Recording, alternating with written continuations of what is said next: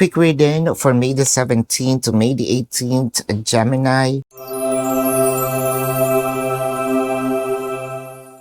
Your cards are the King of Wands, the Knight of Cups, and the King of Swords.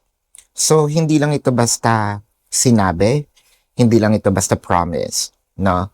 Meron ditong actions. So, hindi lang ito yung basta si person mangangako sa'yo na pagbubutihin niya itong relationship or pagbubutihin niya yung trabaho. There's something about the promise of getting better, understanding, no? It can be a task na binigay mo rin sa kanya, elevations of the skills, understanding, learning, and maturity is also in here.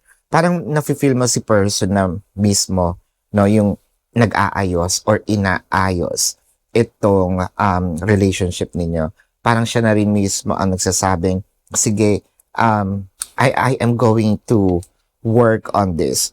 You may, parang sasabihin ni person, don't expect yung biglaang pagbabago kasi nandito yung Knight of Cups, no? Pero nakikita mo yung willingness ni person to learn. So this is your quick reading for May the 17th to May the 18th, Gemini. My name is Daphne, but spirit calls me back.